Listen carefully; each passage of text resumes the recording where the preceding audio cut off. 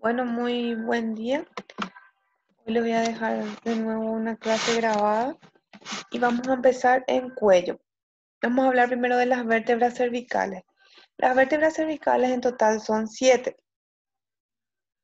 Tenemos las dos primeras vértebras que son las llamadas vértebras especiales y la séptima cervical que también tiene algo muy especial porque es muy parecida ya a la vértebra torácica. Bueno.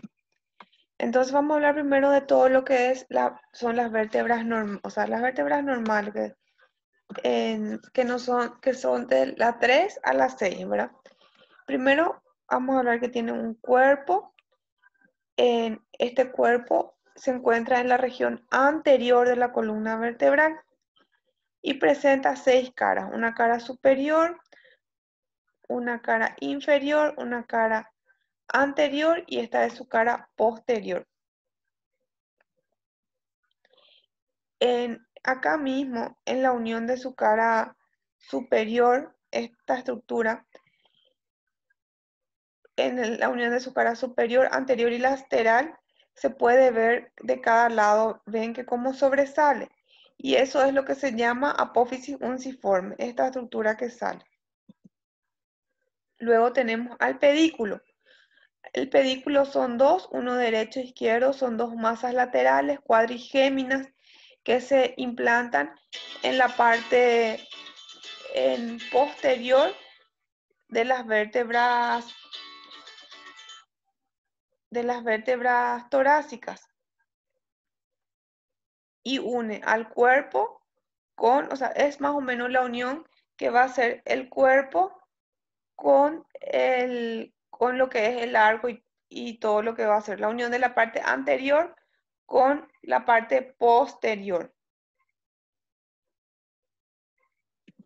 Luego tenemos a las apófisis articulares, que son dos también, en una derecha y otra izquierda. O sea, una derecha y otra izquierda, ¿verdad? Las apófisis articulares tenemos una superior y otra inferior, que son estas estructuras que sirven para la articulación de una vértebra con la otra. Después tenemos estas estructuras que son las láminas, y las láminas se ubican más o menos entre las apófisis articulares y va a terminar en lo que va a ser las espinas de las vértebras.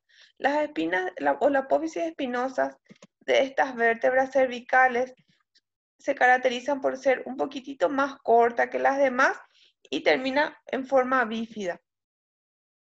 Luego tenemos al agujero vertebral, que es mucho más voluminoso que el agujero vertebral de las torácicas y tiene una forma triangular.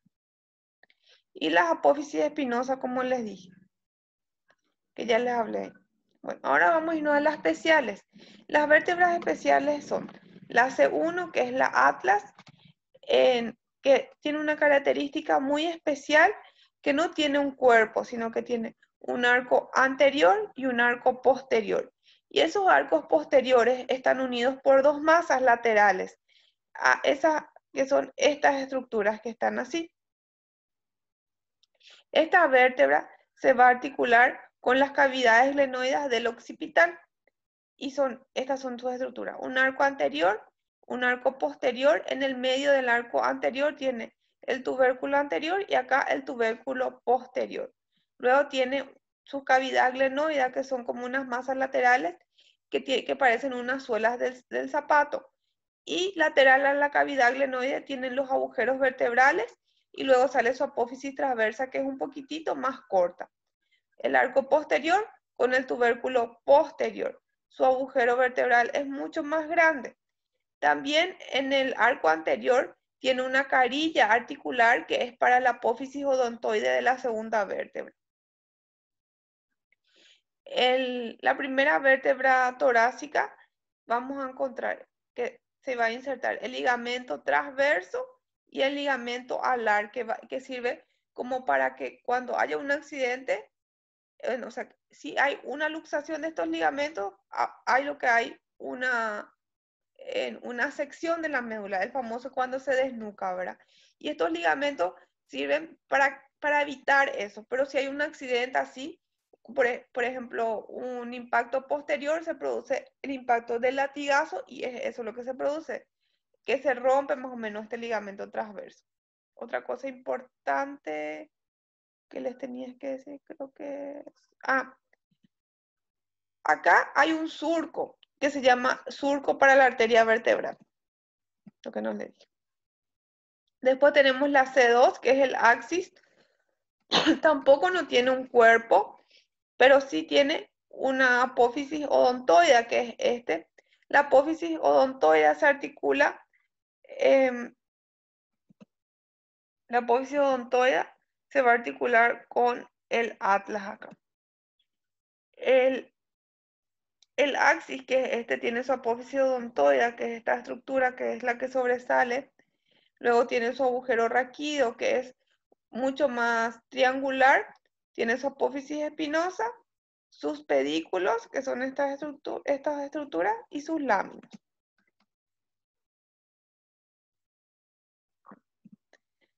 Después tenemos, hay algo importante, ¿verdad? Que hay que tener también en cuenta si hablamos de las vértebras, que en la cesta cervical hay un tubérculo que se llama tubérculo, que es en este, que se llama tubérculo de Chassignac, o tubérculo carotídeo, ¿verdad? Y por el agujero del agujero transverso pasa el nervio vertebral. También en la tercera vértebra cervical es muy parecida a la cuarta vértebra cervical, por lo tanto se trata de una vértebra tipo. La cuarta vértebra cervical se articula con la tercera vértebra cervical y las vértebras cervicales son menos gruesas y son las de mayor movilidad. Las menos gruesas son las de mayor movilidad. Y la quinta vértebra cervical, por el agujero transversal pasa el nervio vertebral y esto solo sucede con la quinta y la sexta. Bueno, es súper importante saber que la séptima vértebra cervical es muy parecida a la primera vértebra torácica. Sus apófisis espinosas ya son más puntiagudos, inclusive si sienten si se tocan el cuello van a sentir, y esas apófisis espinosas ya no son bífidas. Esto que yo ya les dije recién. Bueno, esas son las vértebras. Ahora vamos a hablar de los músculos del cuello, de la región lateral y de la región prevertebral, pero anterior. Para hacer eso, primero tenemos que saber los límites del cuello. El límite del cuello es el borde inferior del maxilar y el borde superior, o sea, la cara superior de la clavícula. Los músculos de la región lateral del cuello, tenemos primero el músculo un plano superficial y un plano profundo. En el plano superficial tenemos el músculo más superficial, que es el músculo platisma, es un músculo muy delgado que está por debajo del tejido celular subcutáneo y tiene una región deltoidea, o sea, se inserta totalmente acá desde el hombro y va a subir a la región deltoidea y del acromioma. Está inervado por una rama del nervio facial y su función es o sea, que hace como frunce el labio hacia abajo, hace como el pucherito. Este es. Para que ustedes vean que va de la región deltoidea, también asciende superiormente y va hasta la comisura inferior del labio y hasta inclusive hasta hasta la comisura inferior y toda esa parte, lo de la comisura inferior, toda la parte inferior ahí del mentón. Después tenemos al músculo esternocleidomastoide. El músculo esternocleidomastoide es este músculo. Se inserta en la región occipital, en la apófisis mastoide del temporal y en la clavícula. El músculo esternocleidomastoide tiene inferiormente tiene como dos haces, ¿verdad? Un haz external y un haz clavicular. El external se inserta en la cara posterior del manubrio external y en la clavicular en la cara superior, pero en el borde medial, o sea, en el extremo medial de la clavícula. Y acá se va a formar un triángulo. Y ese triángulo, en ese triángulo es súper importante porque es un reparo muy anatómico para un procedimiento que se llama vía venosa central, que es el lugar donde la vena yugular interna es más superficial para clavarle. Esos son los dos músculos del plano superficial. Después tenemos al músculo del plano profundo, que son los escalenos anterior, medio y posterior. El escaleno anterior se origina en la columna, en la columna vertebral cervical a la primera costilla y se inserta en los tubérculos anteriores de la tercera a la séptima vértebra cervical. Se dirigen hacia adelante.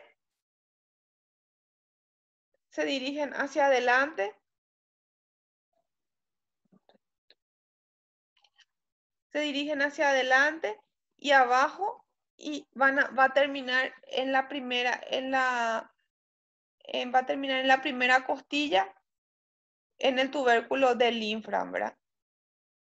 Y siempre está entre la vena subclavia por delante y la arteria subclavia por detrás. Está inervado por el plexo cervical y sus funciones, si tomamos un punto fijo, las costillas, inclina la columna vertebral a su lado y le produce una rotación a su lado.